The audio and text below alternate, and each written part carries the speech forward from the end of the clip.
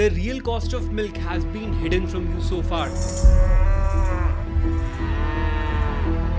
A cow can live up to 20 years, but it stops giving enough milk after just 10 years. What happens to the sacred cows after that? If there is any confusion that we are permitting buffalo export in the name of beef, no, we don't export beef.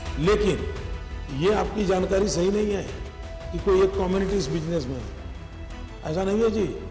मेरे कई जैन मित्र हैं जो इस व्यापार में है।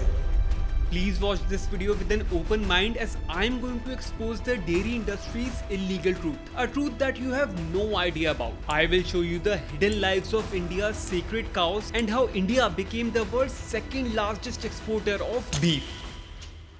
Behind every packet of milk lies an invisible reality, starting from tiny farms across villages in India. A farmer buys a cow or buffalo to produce and sell milk. But a cow or buffalo doesn't produce milk unless she gives birth. So she is inseminated, often forcibly and artificially, and then she gives birth and starts producing milk meant for her calf. But that milk needs to be diverted to humans. That's why after just 3 to 4 days, the calf is separated from her mother. Yes, it's a traumatic moment for both, but it increases the available milk by 30%, making dairy farming financially viable for small farmers. And then a cycle begins. To keep up the milk flow, she needs to be pregnant almost all the time. That's why cows are made to give birth every 12 months, while buffalo every 15 months. However, a sting operation by Hindustan Times in 2017 uncovered more disturbing realities. 100% of dairy cows and buffalo in Indian dairy farms were artificially inseminated, after which they were tied to tiny stalls, forced to live in their own dung. Due to such poor conditions and stress, the chances of a calf dying are very high. But when a calf dies, the mother gets so stressed that she stops producing milk. So farmers stuff it with straw, which tricks the mother into releasing milk. When that fails, they use oxytocin injections, a hormone banned by law. And this continues until they are 8 to 10 years old, because that's when their milk production begins dropping. And what happens next is even more horrific. Meet Rajbir, a small farmer in Rajasthan with 2 cows and a buffalo. He depends on them for his livelihood. But one day he realizes something troubling. One of his cows is now giving 2 liters less milk than last year, and soon she will stop producing milk altogether. After that, keeping and feeding her costs 2000 rupees a month, an astronomical expense for which Rajbir gets nothing in return. Now Rajbir has 2 choices: abandon her and set her free, turning her into a stray, or he can sell her to a man he knows well. That man goes from farm to farm, buying cows and buffalo that are no longer useful. It's the same buyer who shows up whenever a male calf is born, because male calves also don't produce milk. They are milkless, useless burdens. In fact, 90% of India's adult buffalo population is female, but at birth the gender ratio is close to 50-50. Where do the male buffalo go? The answer is this buyer. But can you blame Rajbir? He is buried in debt and has 4 kids, 3 of whom are daughters he needs to marry off. He simply cannot afford to feed animals that don't produce anything. But here is an economic reality check. A dry buffalo or a male calf that's a burden for Rajbir is pure cash for the buyer. India has a unique cultural twist. Cows are revered in India, but buffalo get no mercy. They are not welcomed in gaushalas and no one feeds them on the road. So for buffalo, there's usually only one destination left: slaughterhouse. But even that journey is not simple. India has over 10 crore buffalo. They are spread across states. But the slaughterhouses are mostly packed in just a few states. Almost half the slaughtering happens in Uttar Pradesh alone, a state that produces 47% of India's total beef exports. So once farmers like Rajbir across India sell a buffalo, a collection process begins. Buffalo from places like Haryana, Punjab and Rajasthan start moving. But here is a twist. Buffalo slaughter is legal in India. However, there are rules for how it should be done, laws for their humane transportation and slaughtering, like stunning before execution. But what actually happens breaks every rule. Buffalo are crammed into overcrowded trucks, so tight they can't sit or move. Fainting and broken bones are very common, and some don't even survive the journey. These trucks travel hundreds of kilometers to reach slaughterhouses, but 90% of these slaughterhouses are illegal, unlicensed and unchecked, and what happens inside them cannot be shown in this video. 2 investigations have detailed but disturbing footage. rich. I'll leave the link in the description if you are interested for later. And there is a sad reason why doing all this is very lucrative. Since buffalo meat in India is a byproduct of dairy, it's way cheaper than beef from countries that raise cattle just for meat. On the international market, Indian beef is up to 3 times cheaper, so it flies off the shelves with a demand that never ends. But meat is only half the story. Buffalo also power another $1 billion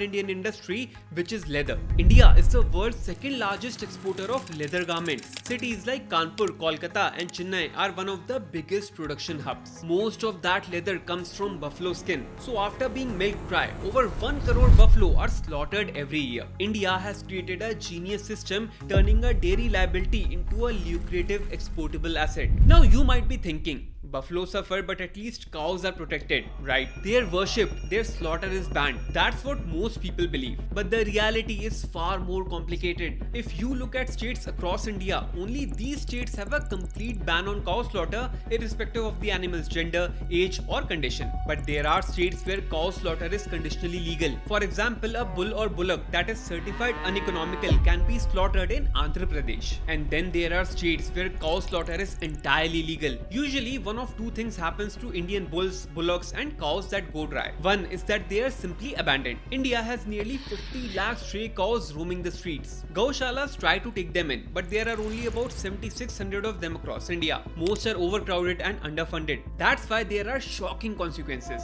Indian trains ran over 13,000 plus cows in 2022 according to BBC. Cattle on roads cause thousands of accidental deaths every year. Even naturally dead cows are part of a business for thousands of crores. But what happens to the cattle that are sold? They often disappear into a dark underworld, a brutal smuggling racket that ends in another country entirely, and that country is Bangladesh. Unlike India, cow beef is 100% legal in Bangladesh. But they have a problem. There aren't enough cattle in Bangladesh. So where does Bangladesh's beef come from? Shockingly, half the beef consumed in Bangladesh comes from Indian cattle. But cow meat export is banned across India, in every single state. So how does this happen? The brutal and horrifying answer is smuggling. Smugglers buy dry cows and cattle from poor Indian farmers. Some even steal them directly from farms and streets at night. These cattle are transported over 2,000 kilometers in crammed trucks and vans, similar to buffalo. But unlike buffalo, the smugglers need to be very careful and discreet. That's where they become disturbingly clever. They use fake documents. They claim the cattle are headed to legal slaughter states like Meghalaya or Nagaland, and some even dye cows black to turn them into buffalo overnight. All these tactics have just one goal: get to the India-Bangladesh border in West Bengal and Assam. Because the India-Bangladesh border is over 4,000 kilometers long. It's filled with forests, rivers and villages. Thousands of unmanned weak spots, perfect for crossing cattle to the other side at night. Government data reveals that between 2012 and 2016, the BSF seized up to 1.5 lakh cattle at the border every year. But that is just the tip of the iceberg. Times of India estimates that 2 crore cattle are smuggled to Bangladesh every year. Once a cow crosses the border, its value doubles overnight. Some of it is consumed locally, while the rest is exported to Gulf countries. But this is where things come full circle. Bangladesh's leather industry is its second largest export sector, and in 2023, India was its largest export market. Research shows that up to 56% of Bangladesh's leather is from cow skin. So it's very likely that your leather bag or jacket or shoes might just be made from an Indian cow. But here is the paradox. To stop this smuggling, India would need to support 1.25 crore cows in Gaushala until they die naturally. That would cost us 31,000 crores every single year. And that's the twisted irony of cow protection in India. India has unintentionally created a massive smuggling industry, and it profits from the very animals it claims to worship. And this is where the curtain finally lifts. India's dairy and meat industries are two sides of the same coin. You just never see the other side. India's high demand for milk is what keeps crores of cattle and buffalo in circulation. That creates a steady supply of animals for slaughter, so whether you drink milk, eat beef or wear leather, for the animal it makes zero difference.